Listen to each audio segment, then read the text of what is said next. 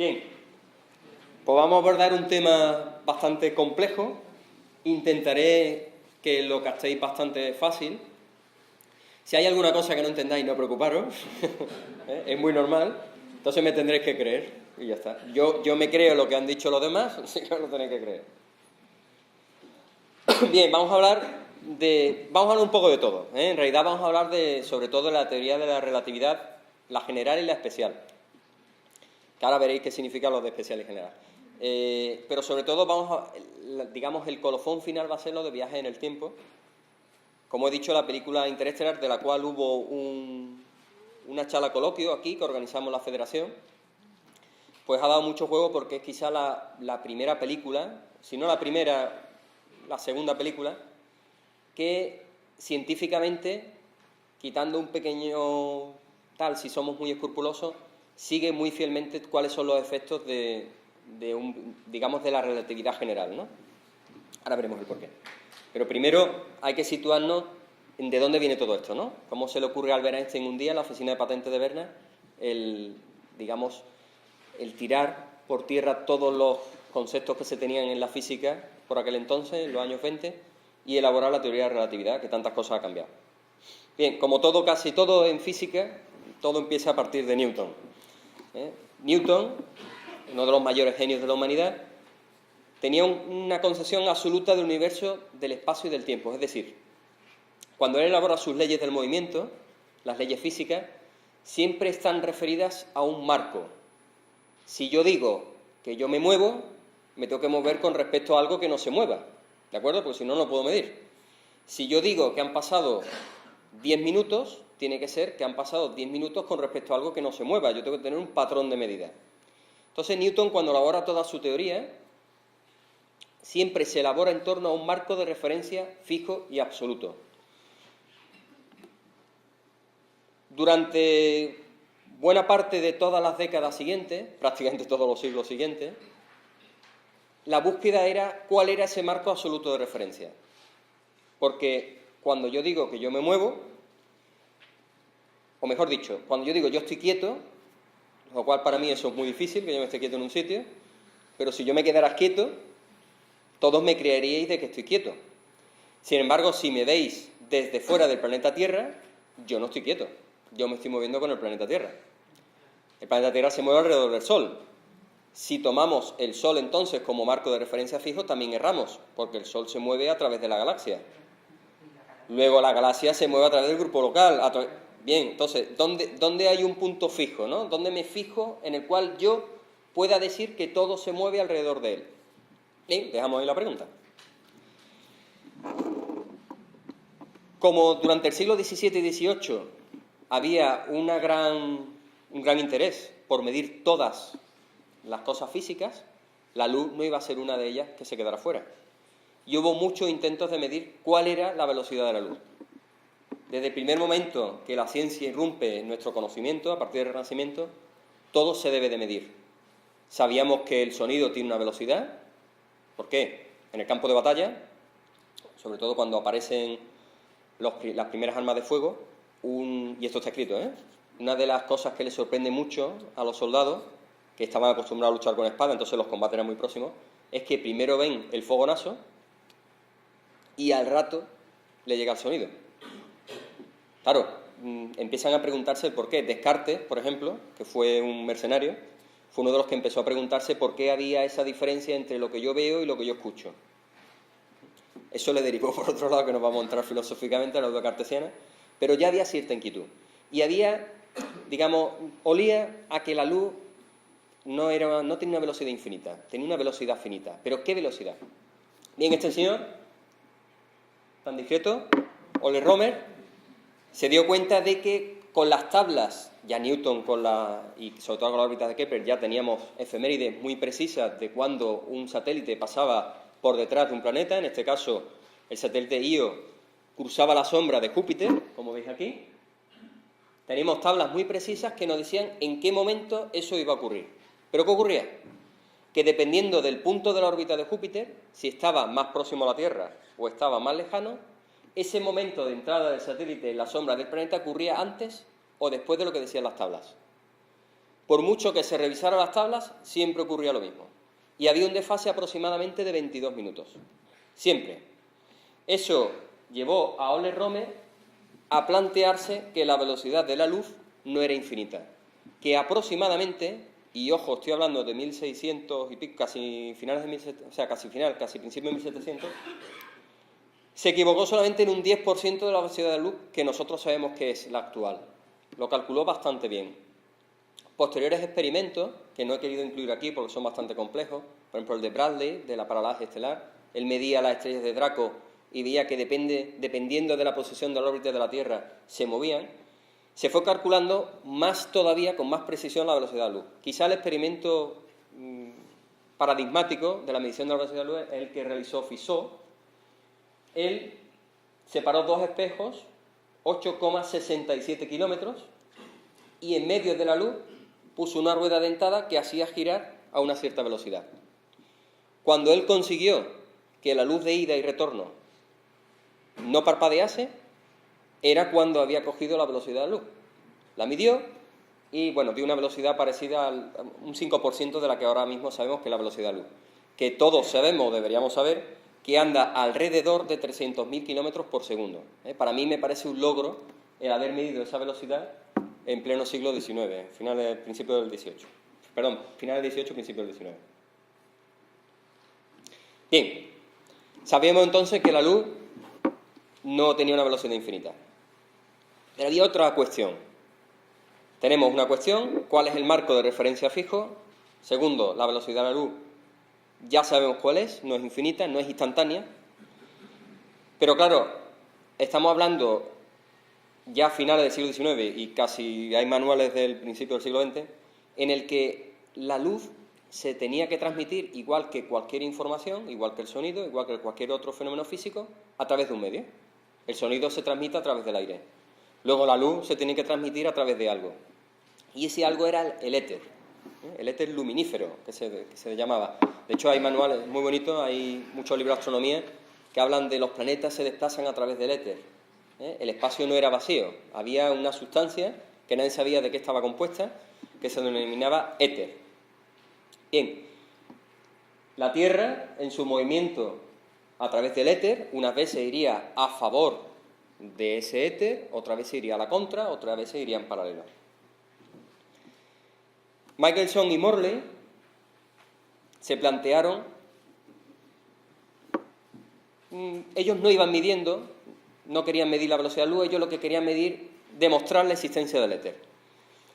El experimento de Michelson-Morley es quizás la historia del mayor fracaso de un experimento que condujo al mayor éxito en la historia de la física.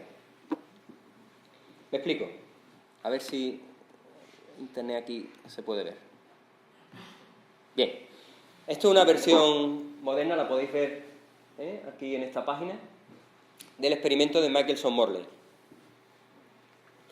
¿Qué es lo que hicieron? Ellos emitieron un haz de luz que se dividía en dos. Teóricamente, si la luz que yo emito va a favor del movimiento del éter, esa luz va más rápida, digamos, va con viento en cola, va más rápido y retornará antes. La que va en contra o va en paralelo al movimiento del éter se retrasará, por lo tanto yo tendré dos puntos de luz, no tendré uno. Esto lo hicieron a través de un interferómetro, no me voy aquí a explayar en lo que es, pero digamos que es muy fácil de ver cuando hay un desfase en la luz, en los dos focos de luz que llegan, es muy fácil de ver si están llegando a la vez o uno llega antes que el otro. Bien, esto es lo que hicieron. Este espejo divide en dos, vuelve a rebotar y aquí está el detector. ¿De acuerdo? En este caso los dos han llegado a la vez. ¿Qué ocurría? Vamos a suponer que el éter va en esta dirección. ¿De acuerdo? Ellos no sabían en qué dirección iba el éter. De hecho, ellos lo que pretendían medir era la existencia del éter. Esto ya lo sabemos nosotros a posteriori. El éter en realidad podría moverse hacia aquí, hacia allí. ¿Veis que se mueve la flechita? Vamos a imaginar, el éter lo invadía todo, O sea, no es solamente estar en el espacio, estaba en todo. Bueno, pues vamos a imaginar que yo, estando el éter, disparo el haz de luz y esta va a favor del éter. Como veis, se adelanta un poquito más y llega un poquito. Ahora va en contra, ¿lo veis? Primero se adelanta, pero como la vuelta la hace en contra del éter, se retrasa. Entonces, si os habéis fijado, lo voy a repetir, veis que no llega exactamente a la vez. Aquí este rayo se adelanta porque va a favor y ahora se atrasa porque va en contra. El aire lo lleva de col, se queda un poquito atrás. ¿Lo veis o no? Bien, en el interferómetro se hubiera visto cómo los dos rayos no llegan acompasados. Yo puedo mover el éter, creo que es aquí,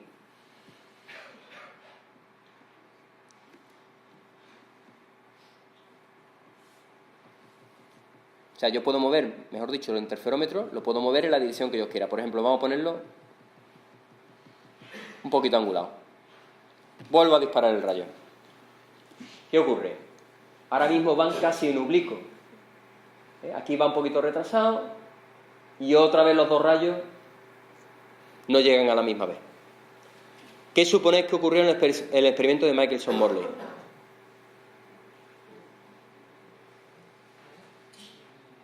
Pues quedaba igual el ángulo que obtuvieran que los dos rayos llegaban a la vez.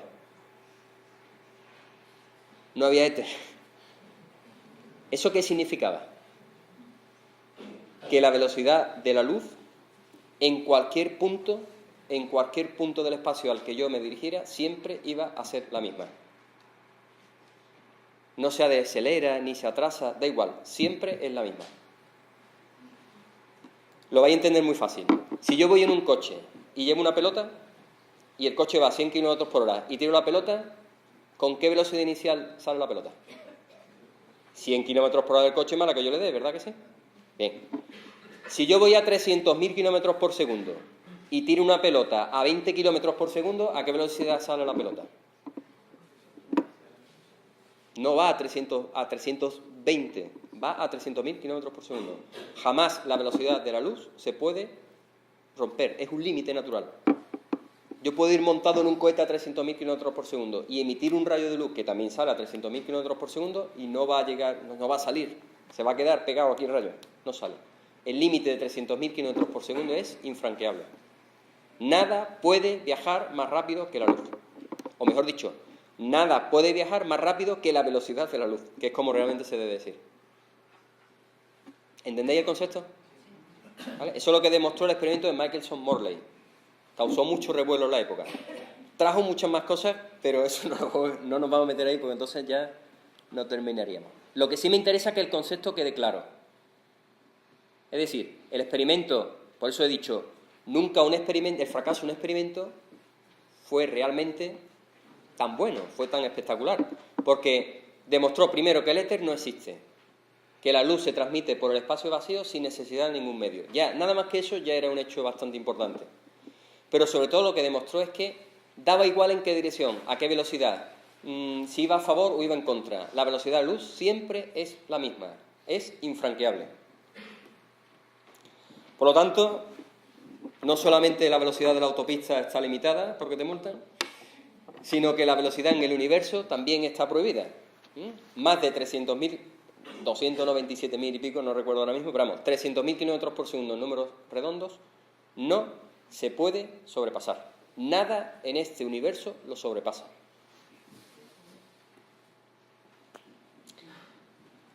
Bien, había otro enigma. El mundo de la ciencia está lleno de enigmas y es lo que hace a las mentes estar ahí dándole vuelta a ver qué es lo que pasa. Sabemos que a principios de siglo, sobre todo con la aparición del descubrimiento de radioactividad, empiezan a descubrirse nuevas partículas y había un enigma que era el de los rayos cósmicos.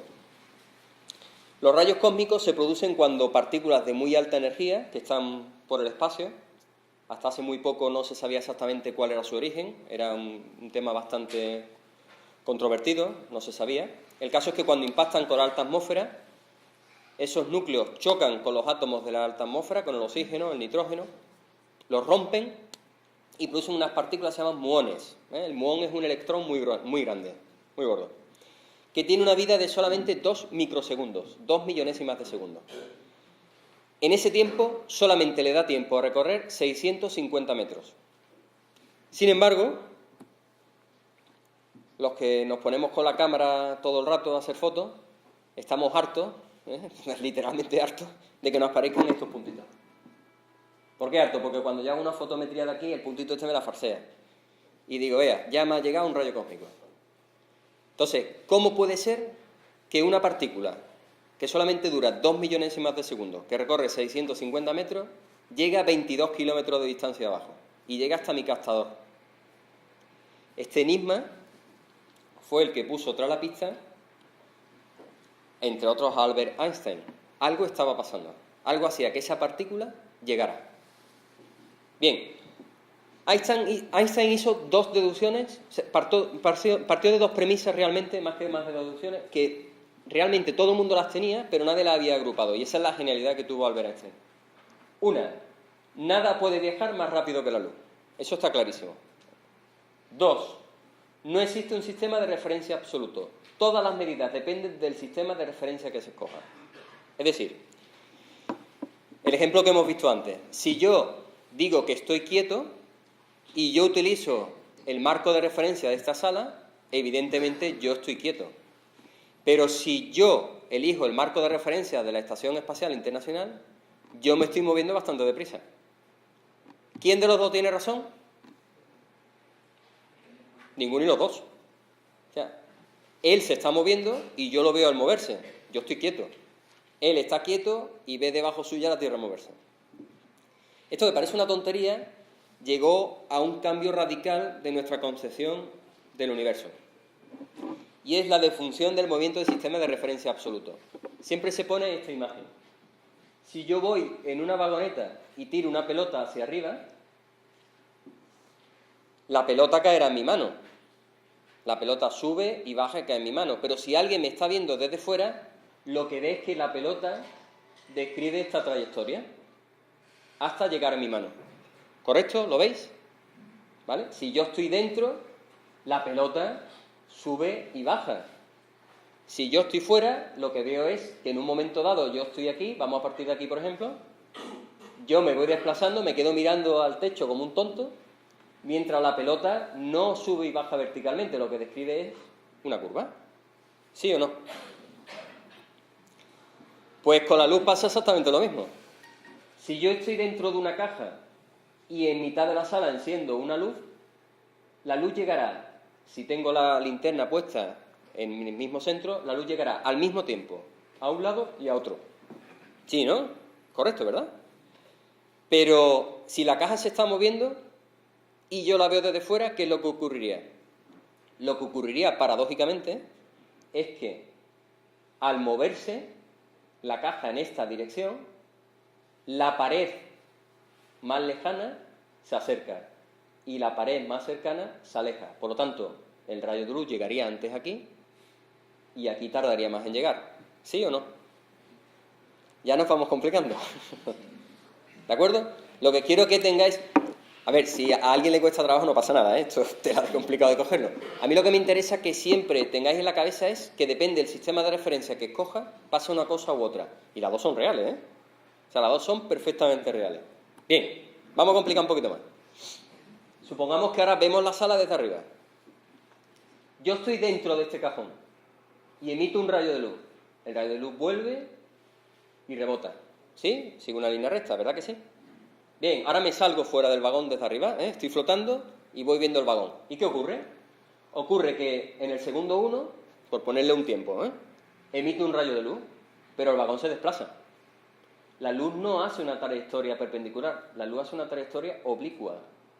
Rebota en el segundo 2 y vuelve al origen en el segundo 3. Mi pregunta es, ¿qué trayectoria es más corta, esta o esta?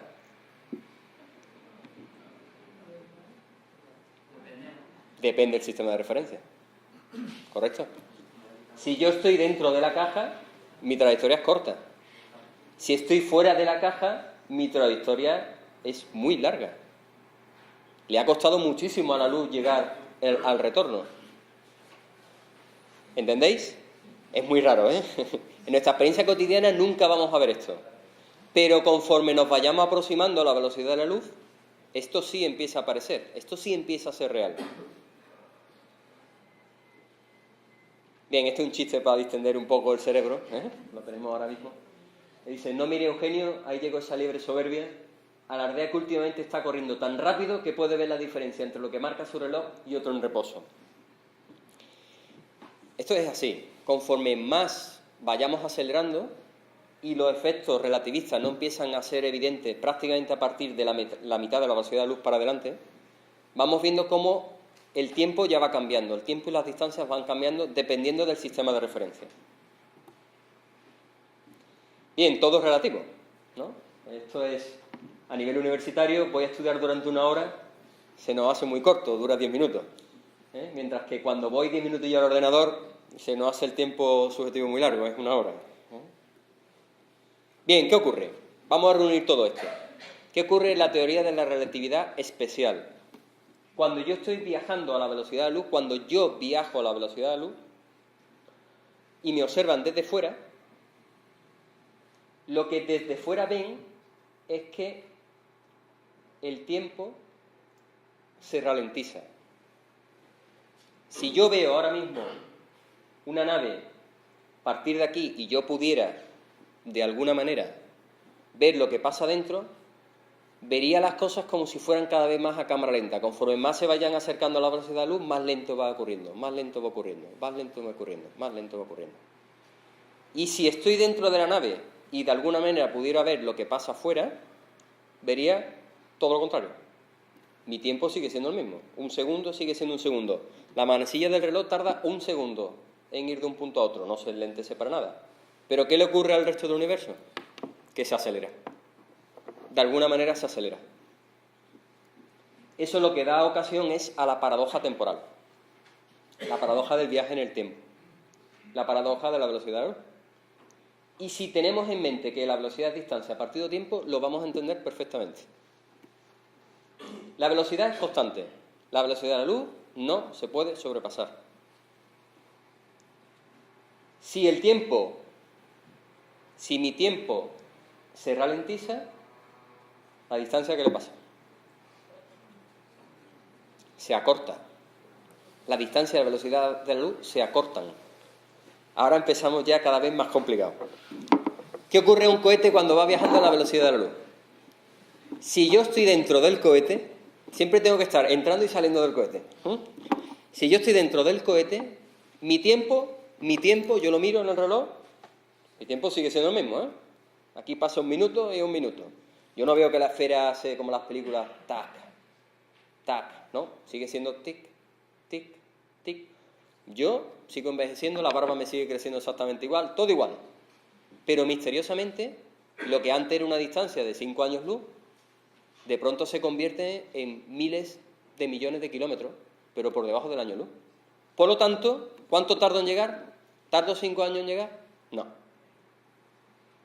Tardo 1 año, 6 meses, pero no porque vaya más rápido, simplemente porque la distancia se ha acortado.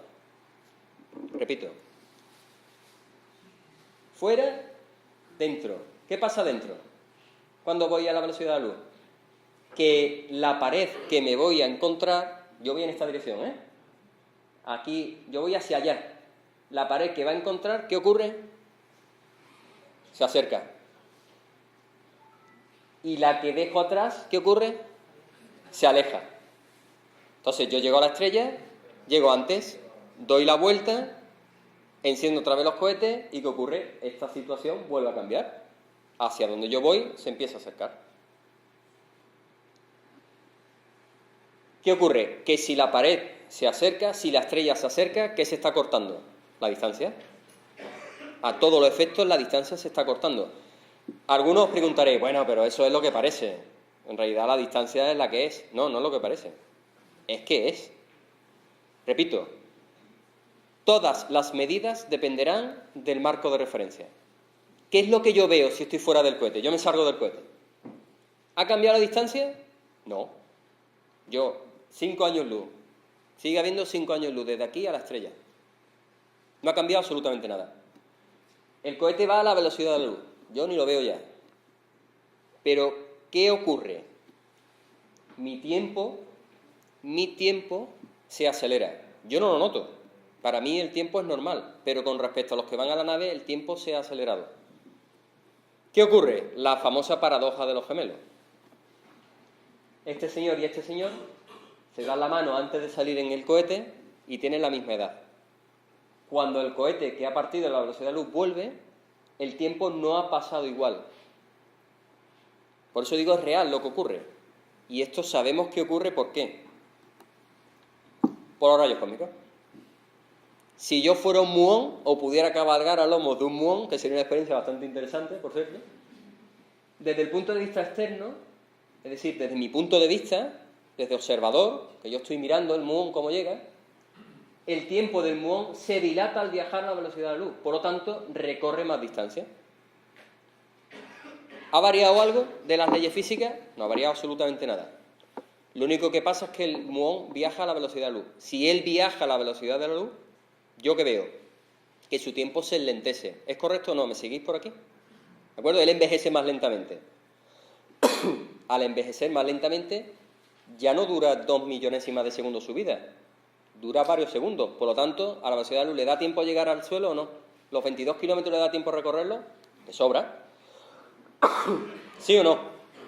¿Me seguís? Es complicado, de verdad. ¿Pero qué le ocurre al muón? ¿El muón cómo ve el mundo? Perdón.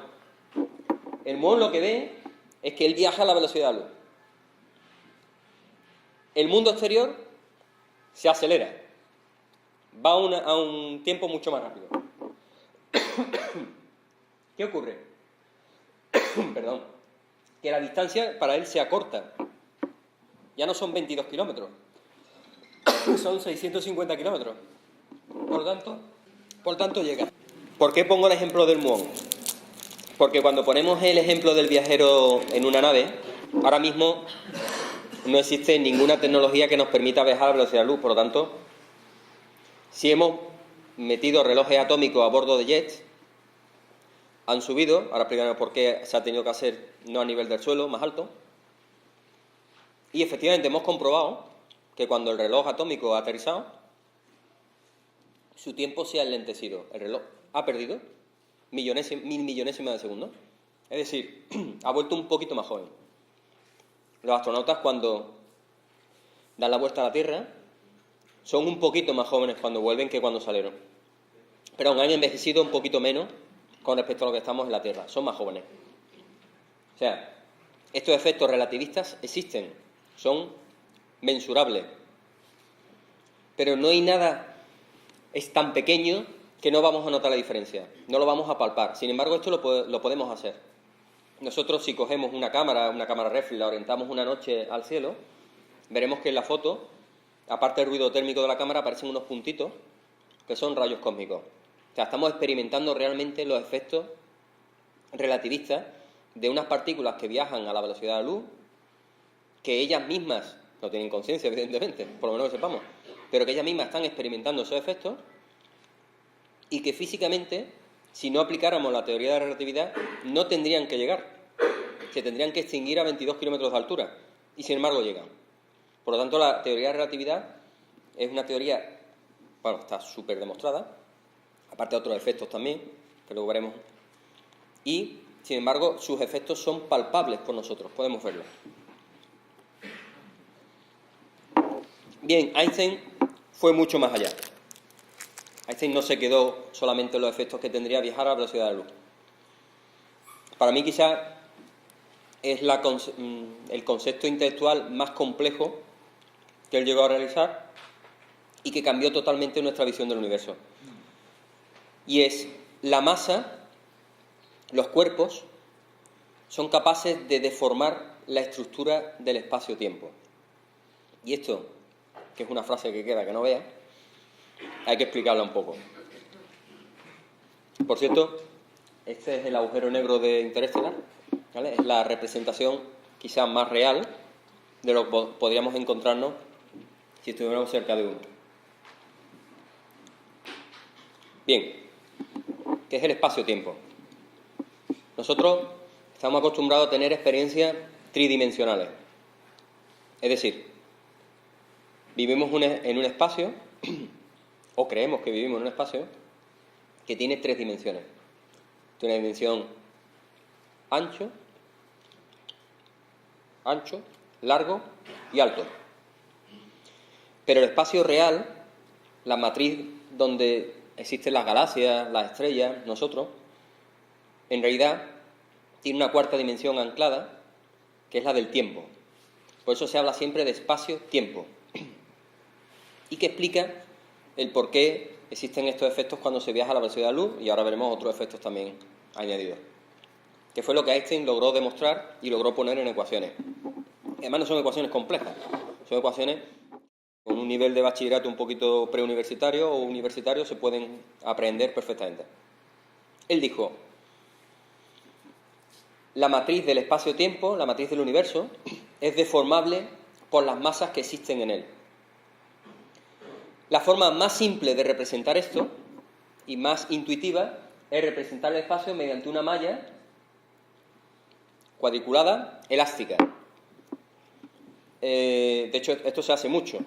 Se coge una malla, una tela elástica, si es cuadriculada muchísimo mejor, y se dejan caer pesos dentro de él.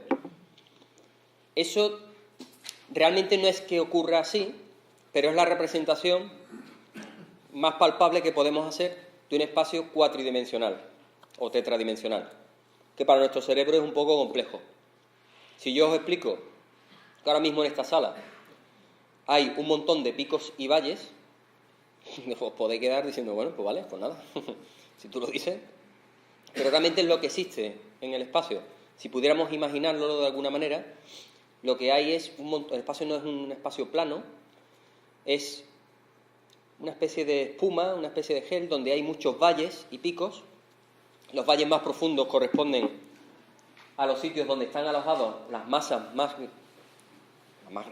donde se alojan más cantidad de masa, más que masa grande, más cantidad de masa.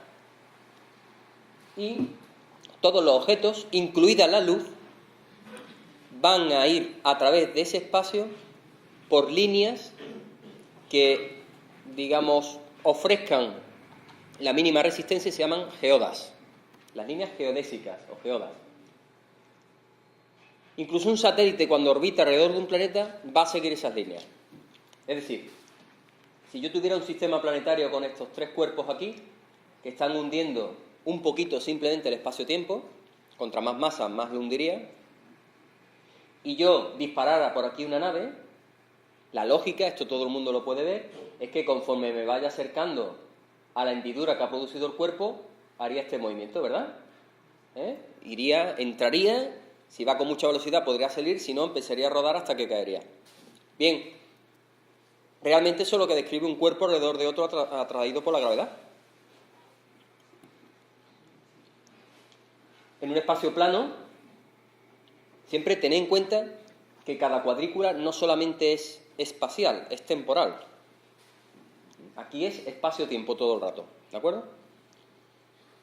Si yo entro por aquí, con una cierta velocidad, yo iré desplazándome por una de las líneas geodésicas y depende de la velocidad que tenga, podré salir, podré simplemente pasar tangencialmente, o si llevo poca velocidad o el objeto es de mucha gravedad, llegará un momento en que empezaré a dar vueltas, como el agua en un sumidero. Al final caigo dentro, ¿verdad? Es decir, no sé si había escuchado alguna vez, fue atraído por el pozo gravitatorio. El pozo gravitatorio lo que intenta es, con el lenguaje, explicar la idea del espacio-tiempo curvado por una masa. Es la diferencia fundamental que existe entre Newton, la concepción de Newton y la concepción einsteiniana. Y es, no se ve muy bien aquí, pero bueno, para Newton, el cuerpo, la Tierra en este caso, está en el centro de un campo gravitatorio plano. ¿De acuerdo? Las fuerzas y las distancias son las que van a graduar el comportamiento. En la física einsteiniana, el espacio no es plano, está curvado por la masa. Y esas órbitas van a ser trazadas por las líneas de mínimo esfuerzo que hacen los cuerpos, incluida la luz. La luz no va a su bola. Ningún cuerpo, ningún objeto, ninguna fuerza va a su bola en el espacio-tiempo. Va anclado al espacio-tiempo todo el rato. Bien. Hay en el universo unos cuerpos, que ya lo hemos visto en otras ocasiones y que estaréis hartos de escucharlo, que se llaman los agujeros negros. Los agujeros negros son el resultado, tienen otras causas, pero bueno, mayoritariamente actualmente son causados por la explosión de estrellas muy masivas, cuyo núcleo es incapaz de soportar la fuerza, la presión gravitatoria y colapsa sobre sí mismo. Colapsa de tal manera que llega a desaparecer de nuestro espacio-tiempo. ¿Qué significa esto? Significa que en un punto de dimensión cero tiene densidad y masa infinita. O lo que es lo mismo, nuestra física falló totalmente. Cuando algo sale cero o infinito es que ya no tenemos fórmula para aplicarla, no sabemos qué ocurre. Eso se llama singularidad. Si lo dibujáramos gráficamente en una malla de espacio-tiempo, literalmente se hunde en la malla. Eso sería un espacio de 2 dimensiones, de 3 dimensiones. En un espacio tetradimensional no se hunde por ningún lado, simplemente desaparece. Por eso el agujero negro es... En realidad no se debería llamar agujero, se debería llamar esfera negra, porque no es que sea un agujero aquí plano, es una esfera negra. Lo miremos por donde lo miremos, no vamos a ver nada. ¿Por qué no vemos nada? Bien, la singularidad, es decir, ese punto de máxima densidad y masa, se hunde, entre comillas se hunde, esto es para que se pueda visualizar, en la matriz del espacio-tiempo, y si os fijáis, ¿qué ocurre? Lo comba de tal manera que la gravedad, acordaos que antes he asociado la deformación del espacio-tiempo con respecto a la masa, la gravedad es tan bestial, es el objeto que produce la gravedad más grande, es tan brutal que ni siquiera la luz puede escapar. La velocidad de escape del agujero negro en determinado punto, cuando nos vayamos acercando a él, es tan grande que la luz ya no escapa. La luz empieza a curvarse, como si fuera un misil. La luz empieza a curvarse, a dar vueltas, hasta que llega un momento que entra dentro. No sé, algunos lo habrán indagado, pero bueno, no sé si sabéis el por qué la representación del agujero negro de Interestelar tiene esta forma. ¿Alguien sabría decírmelo? Es un agujero negro con un disco de acreción. Un disco de acreción plano que va orbitando alrededor del agujero negro. Bien, esto que estamos viendo es el otro lado. Estamos viendo el disco de acreción por detrás del agujero negro. ¿Y por qué lo estoy viendo? Porque los rayos... Imaginaos ahora que pongo el agujero negro de perfil. Los rayos de luz que emite el disco de acreción no pueden vencer la gravedad del agujero negro y se curvan hacia atrás. Por eso este halo alrededor del agujero negro. Esta simulación, que se hizo a través de fórmulas matemáticas y físicas de verdad, costó un montón de horas de integración.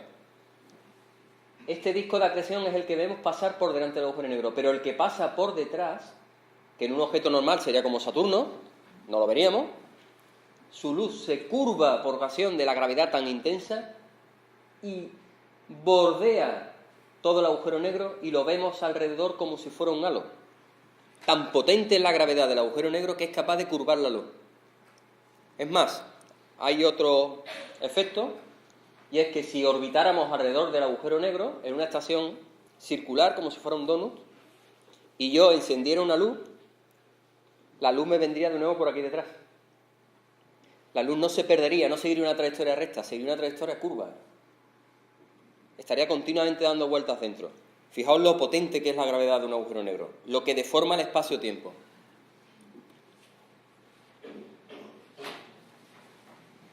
Pero ¿qué ocurre con el tiempo?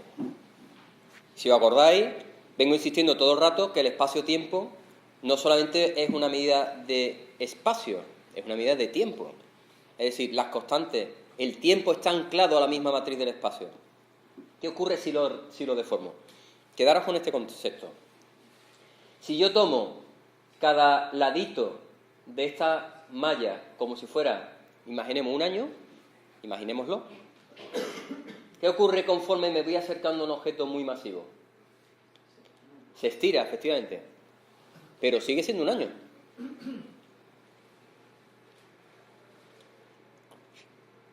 No es más de un año, sigue siendo un año. desde fuera, yo lo veo como si fuera más de un año. Pero si yo estuviera aquí anclado, para mí es un año. Si para mí esta es la medida de un año, ¿esto entonces qué es? Mucho más pequeño, ¿no? El tiempo se acelera. Si yo me acerco a un objeto de gran masa, el tiempo se enlentece. Si estoy fuera, volvemos a los campos de referencia. Si estoy fuera, el tiempo se enlentece. Si estoy dentro, el tiempo se acelera. Y es simplemente la deformación que causa los objetos de gran masa alrededor de la matriz espacio-temporal. ¿Lo entendéis? Este es más fácil, porque se visualiza mejor. Bien, ¿qué pasa entonces si voy cayendo en un agujero negro? Esto se pregunta siempre. Vamos, yo fui el primero que me lo pregunté cuando leí los primeros que era un agujero negro. Porque no se sabía realmente qué es lo que pasa. Quitando consideraciones de radiación, de gravedad, de que me estiro como un espagueti, y todo eso que hemos leído, si el agujero negro es suficientemente grande y masivo, no vamos a experimentar esos efectos tan destructivos como apareció en la película El abismo negro, no sé si esta película de Disney ya tiene años, en la cual la nave del cisne se acerca a un agujero negro y la destroza totalmente. Bien, no va a ocurrir eso si el agujero negro es muy grande, de estilo interestelar o incluso el que hay en el centro de la galaxia, de nuestra galaxia Vía Láctea. Conforme la nave se fuera acercando al agujero negro, al horizonte de sucesos, es decir, aquella parte del espacio donde la luz no puede escapar, por lo tanto la vemos negra, ¿de acuerdo? Recordemos, la singularidad no la vamos a poder ver nunca, la singularidad no está aquí, está dentro de esa esfera. Esa esfera no es una esfera material, no es algo que yo pueda tocar. Es una esfera, digamos, de censura cósmica. Está censurada la singularidad. La singularidad tiene tanta vergüenza que se censura ella misma a través de un espacio globular, una esfera, del cual la luz no puede salir, ninguna información sale, por lo tanto yo no veo nada, lo que veo es oscuridad. Bien, conforme yo me fuera acercando al horizonte de sucesos, es decir, aquel punto en el cual ya no voy a poder escapar, yo, ¿qué experimentaría? Yo, particularmente yo, nada, yo no experimentaría nada. Mi reloj sigue marcando lo mismo. A las 5 me tengo que tomar té. Y llega a las 5 y me tomo el té. Pero si miro por la ventanilla de la nave, ¿qué ocurre?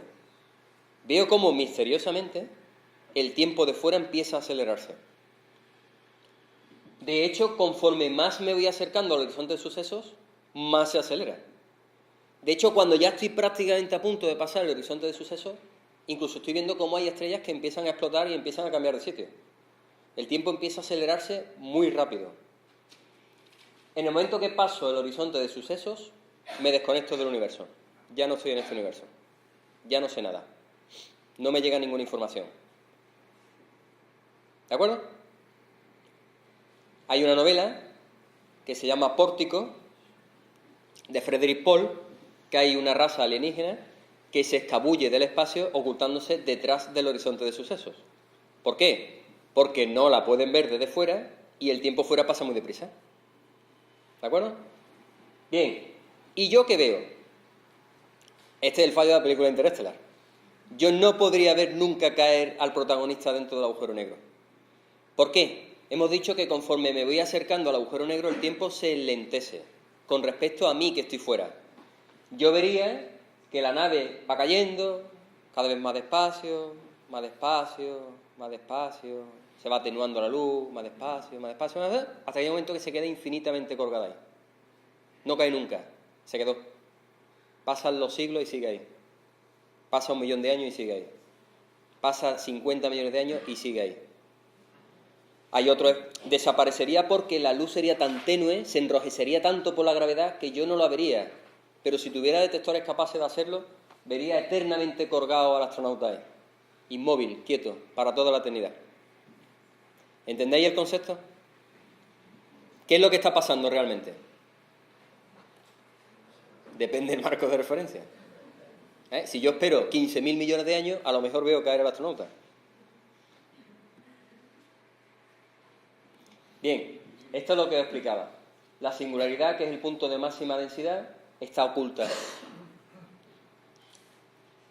El radio de Schwarzschild, que lo va a marcar la masa inicial del agujero negro, porque el agujero negro de alguna manera se interacciona con el universo todavía por su masa, como hemos visto, marca el límite en el cual no hay retorno. La luz aquí todavía escapa del agujero, aquí casi escapa, aquí da vuelta. En el momento que llega aquí, ya no escapa. Todo lo que pase a este lado desaparece de nuestro universo, no sabemos lo que pasa. No, todo lo que puede pasar son elucubraciones, no tenemos ni idea de lo que pasa. Bien, en la literatura científica, y sobre todo en la de ciencia ficción, se ha hablado mucho sobre los agujeros de gusano. Los agujeros negros de gusano, o los agujeros blancos, en fin, hay varios nombres, es una realidad. Einstein y Penrose lo dedujeron que podían existir. Tiene un pequeño problema, y es que se forman, pero tal como se forman, se extinguen. ¿Por qué? Por esto que pone aquí throw-up, la gargantita. Cuando los dos agujeros entran en contacto, la naturaleza, como hemos dicho, tiene una censura, no puede dejar la singularidad al aire, y directamente colapsa esa entrada, la cierra. Solamente en determinadas circunstancias que nosotros de momento no conocemos, aunque teóricamente son posibles, puede haber una cierta energía negativa que permita que el túnel quede abierto. La energía negativa no es una cosa esotérica que yo estoy largando aquí de tema mágico, existe realmente, es medible, hay experimentos que lo han demostrado. Lo que no sabemos es cómo crear en tanta cantidad, pero es posible tenerla, y en el espacio es posible que la haya. Bien, ¿qué ocurriría? Pues el soñado viaje entre dos zonas muy alejadas. Mientras que en una nave normal yo tendría que recorrer toda esta distancia, aunque fuera a la velocidad de la luz, si yo tengo un túnel, pues acorto todo esto. Es lo típico que sale en las películas de los dos papeles, que los uno y por en medio. Es una posibilidad teórica que implica un agujero negro por un lado y un agujero blanco por el otro. Una entrada y una salida, como todo túnel que se precie. Y lo que veríamos más o menos, si nos asomáramos al borde, pues sería esto. Esta es una imagen generada por ordenador de lo que podríamos ver. Veríamos el espacio circundante totalmente deformado. Acordaros siempre, la luz conforme más se va acercando al agujero negro, más se va curvando en su trayectoria. Veríamos unos paisajes un poco psicodélicos. Y al otro lado veríamos una luz. Veríamos el otro lado del puente. Bien. No me voy a extender mucho en eso porque es un concepto que todo el mundo alguna vez ha escuchado y se ha visto. Lo que sí es más complejo es lo de la máquina del tiempo. La teoría de la relatividad, la teoría de general de Einstein y los agujeros negros y los agujeros de gusano nos permiten construir la famosa máquina del tiempo. Muy costosa, muy compleja, no tenemos tecnología actual, pero técnicamente es posible y teóricamente es posible. Solamente tiene un pequeño problema. Y es que yo no puedo ir más atrás en el tiempo que la de la fecha de construcción de la máquina del tiempo. Y además exige un tinglado tecnológico bastante grande. Lo primero exige dos agujeros negros conectados mediante un puente. Y uno de las salidas, o la entrada, me da exactamente igual, tiene que viajar a la velocidad de la luz. Es decir, tengo que crear un agujero negro, otro agujero negro, los tengo que unir mediante energía negativa, y ahora coger uno de los agujeros negros y con una nave remolcarlo a la velocidad de la luz. El otro lo dejo fijo, el otro la velocidad de la luz. Como veis, una tarea muy sencilla de realizar. Bien, ¿por qué lo tengo que mover a la velocidad de la luz? Porque si no, no tengo una máquina del tiempo. ¿Qué pasaba cuando me muevo a la velocidad de la luz? Que cambian los tiempos relativos. Cambian realmente los tiempos relativos. En la parte que yo estoy moviendo a la velocidad de la luz, el tiempo se lentece. Pero yo desde fuera lo que veo es que se acelera, mientras que el punto fijo sigue igual. Entonces crea una diferencia de tiempo. Bien, ¿existen? Pueden existir. ¿Es posible que algún día viajemos a la época de los dinosaurios? Es posible. Pero desde luego por máquina hecha por nosotros, no. Si mañana alguien inventa una máquina, ya sabemos que en el futuro, como máximo, van a poder venir hasta mañana. De ahí para atrás no se puede viajar. Otra cosa es que dentro de 2000 años encontremos una máquina de dos agujeros de gusano unidos mediante un puente, mediante lo que sea, de otra civilización que existió hace 20 millones de años. Y hace 20 millones de años construía esa máquina. Pues entonces, ¿a qué tiempo podremos viajar atrás? 20 millones. No a la formación de la Tierra, ni... Ese es el problema tal como conocemos la física actual, ¿eh? Aparte, eso es como... Voy a coger el metro, pero tengo que ir a la India a cogerlo. O sea, como no tengamos un agujero de ese tipo, como en la película Interestelar, que lo tenemos en la órbita de Saturno, aquí al ladito, y ya llegar a Saturno cuesta, el agujero negro más cercano como mínimo estará en otra estrella. Entonces, para ir a la máquina del tiempo, llegar a la estrella, coger la máquina del tiempo y viajar, eso cambiará totalmente la percepción que tenemos nuestra de lo que es un viaje, ¿eh? Bien, el viaje en el tiempo tiene otra paradoja y con esto ya vamos a terminar, vamos a darle el punto gracioso al tema, y es, todas las películas fallan porque realmente si esto aparece en una película, el público se levanta y se va. Sí, sí, porque ahora lo que está haciendo aquí. Bien, esta es la entrada a la máquina del tiempo, esta es la salida. ¿Qué está ocurriendo? Es la misma pelota, ¿eh? ¿Qué veis que ocurre? Claro, vosotros imaginaos que aquí ahora mismo hubiera una máquina del tiempo y hay dos entradas, ¿no? Como Stargate. Yo entro por aquí y antes de entrar todo el mundo está viendo cómo estoy saliendo. Poco chocante, ¿verdad? Realmente lo que ocurriría es que al entrar yo en la máquina del tiempo, si voy a salir, o sea, yo me voy a desplazar 2000 años en el futuro, vamos a imaginar, y voy a volver al mismo momento en el que entré en la máquina, pues estaría cachondísimo, porque entro y salgo a la vez. Solamente hay una película que ese efecto se ve. ¿Alguien sabría decirme cuál es? Contact, de Carl Sagan. ¿Qué le ocurre a la protagonista cuando termina del viaje? Cae la máquina y en realidad no ha pasado nada, ¿verdad? Pues eso es lo que ocurre. O sea, yo podría llegar aquí y he dicho, no vea dónde he estado, me ha pasado esto, me ha pasado esto, me ha pasado esto. Nadie vería que yo ni un milisegundo he tardado. Es más, antes de entrar he salido. Dirían, bueno, pero si ni siquiera has entrado, si te he visto salir. Hay una penalización por realizar un viaje en el tiempo. Claro que si yo viajo en el tiempo puedo modificar los acontecimientos, ¿verdad que sí? O sea, yo voy a entrar y hay un acontecimiento que modifica, en ese mismo momento, modifica lo que yo voy a hacer. Y entonces me prohíbe entrar. La famosa paradoja del abuelo. Yo viajo en el tiempo hacia atrás, conozco a mi abuelo, lo convenzo de alguna manera para que no se case con mi abuela, le hablo del futuro que le espera y seguro que no se casa. Y entonces yo no nazco, ¿no? ¿Sí o no? Pero yo estoy allí, ¿verdad que sí? Yo he nacido, yo existo. Luego, eso no puede ser. Viola un principio, ¿de acuerdo? Es imposible que eso ocurra. Aunque os suene absurdo, es imposible que eso ocurra. O sea, yo no puedo modificar el pasado, es imposible. Ya está.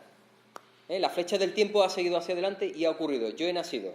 Lo siento mucho, pero voy a seguir pagando la hipoteca. No me puedo quitar de ella. ¿De acuerdo? Bien. Si hablo de personas es muy difícil de entenderlo, pero si hablo de bolas de billar es muy fácil. Nada impide que ningún acontecimiento modifique, pero de tal forma que el resultado final sea siempre el mismo. Es decir, si cuando voy a entrar sale efectivamente una pelota que me impacta un poquito, modifica un poquito mi trayectoria, pero yo sigo a la entrada y no me desvío de ahí, no ha pasado nada, ¿verdad que no? ¿El resultado sigue siendo el mismo? Sí. Lo que ha ocurrido es una pequeña variación en la historia, en la línea temporal. Eso que se llama una paradoja temporal. Es decir, en el momento que yo viajo en el tiempo, conozco a mi abuelo, intento convencerlo de que no se case con mi abuela y seguro que al final se termina casando con mi abuela porque era muy cabezón, ya la historia implicará que yo siempre esté ahí. Yo siempre se le haya parecido a él. Él contará cómo se le apareció una persona que se parecía mucho a su nieto después de un montón de años y habló con él y le convenció y le dijo, pero al final él terminó casándose. Cuando hablamos de personas, intuitivamente es muy complejo porque no lo gastamos. Pero cuando hablamos de objetos físicos es muy fácilmente comprensible. Es la paradoja de la bola de billar. Es decir, yo al final, la bola de billar, consigo que entre donde yo quería. Lo único que ha ocurrido es que se ha desviado un poquito. ¿Ha ocurrido el suceso? Ha ocurrido. O sea, ha interaccionado con otra bola de billar. Pero al final, el suceso final ha ocurrido. Es decir, la bola entró, como se llama McEnroe. ¿Lo entendéis? No puede modificarse en los acontecimientos que ya han pasado. Es imposible. Y además, cualquier pequeña alteración que haya quedará ya reflejada. En muchas películas esto aparece también, en Interestelar aparece. Si os fijáis, el que lo haya visto, hay un dato que si no ocurre es imposible que ocurra toda la película. Y es porque ya queda imbricada en la historia, ya siempre va a ser así. Las personas que creen creen haber hallado indicios de que ha habido visitas extraterrestres de inteligencia anteriores en la historia de la humanidad, que hicieron que la humanidad avanzase hasta el estado actual, si eso realmente es así, es porque si los extraterrestres viajaron en el tiempo al pasado y de alguna manera nos modificaron, ya ha quedado en la historia. Es decir, siempre va a ser así, siempre tuvo que haber alguien que vino aquí, que modificó, aunque el resultado final sea siempre el mismo. Nosotros llegamos a la Luna. Si alguna vez se descubre una máquina que nos permite viajar a la época de Kennedy cuando quería viajar a la Luna y lo intentan convencer de que no, no tengáis ningún problema que vamos a llegar a la Luna. Pero la historia cambiará, pero llegamos seguro. Bien, y ya para terminar, para dejaros un poco ya pillados, que siempre se trata de esto, como pasa con las películas, históricamente ha pasado con las obras, con las pinturas, con la poesía. Vivimos un tiempo en que los medios audiovisuales son los que nos llevan a preguntarnos, sigue siendo arte, nos lleva a preguntarnos sobre otras cosas e impulsan un poco la investigación. La película Interestelar ha sido una de las películas que ha motivado a muchos científicos que, tenían ahí una rama de investigación un poco olvidada, van a ver la película y empiezan a comerse el coco y dicen, pues ya que estoy, los papeles que tiene aquí, vamos a meterle el número. Pues unos científicos de una universidad en Italia, y además bastante prestigiosa, no es ninguna tontería, han dicho, oye, ¿y por qué no metemos todos los datos que tenemos de la Vía Láctea? La materia oscura, la masa que tenemos, el agujero negro que es Sagitario A, que está en el centro de la galaxia, está a 27.000 años luz, la masa, a ver qué nos da. Pues le ha dado que posiblemente sea un agujero de gusano, que es posible que sea, que nada lo impide, que todos los datos dan de que el agujero negro central de la galaxia podría ser precisamente la entrada, no es salida porque no hay indicios de que sea salida, pero sí entrada a un agujero negro de gusano. La salida puede estar la nube de Magallanes, en otra galaxia seguro, ¿de acuerdo? O sea, en esta galaxia no, pero puede estar la nube de Magallanes, en la galaxia de Andrómeda. Entonces, puede ser que la entrada de metro más cercana que tengamos la tengamos a 27.000 años luz. Podría ser peor, pero está aquí al lado. Y que 27.000 años luz, o sea, esto es un dato para que veáis la relatividad, lo importante que es. Si algún día pudiéramos viajar a la velocidad de la luz, tardaríamos solamente 100 años en llegar al centro de la galaxia. Tiempo subjetivo de la nave. Es decir, en 2 generaciones, o en la vida de una persona desde que nace hasta que muere, seguramente dentro de varios siglos, 100 años será nada, es capaz de llegar al centro de la galaxia. En la Tierra habrán pasado 27.000 años. Pero habremos llegado a un sitio, que nunca, de momento que yo sepa, no ha llegado nadie. Y posiblemente nos encontremos con que es la entrada a un túnel que nos lleve a otro lugar en el espacio. Pues con esto espero por lo menos haberos creado la curiosidad, que luego indaguéis un poquito más, estudiéis un poquito más y algunos conceptos que hayan quedado un poquito claros.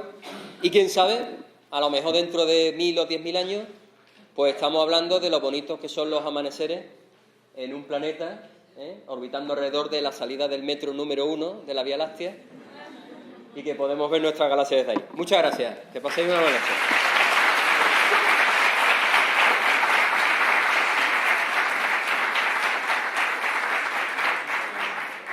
Sí quería deciros, perdón, antes de terminar, dentro de dos jueves, ¿verdad, Chelo? El día 19, la Federación organiza una nueva charla, coloquio sobre una nueva película, que ya lo pondremos, ¿verdad? Ah, sí, perdón. Al entrar se os han dado una hoja con un cuestionario que os agradeceríamos mucho que nos rellenaréis, nos la entregaréis, porque nos interesa mucho saber vuestra opinión sobre los cursos que queréis que se hagan, las actividades que queréis que hagamos. Queremos feedback, que nos digáis qué queréis.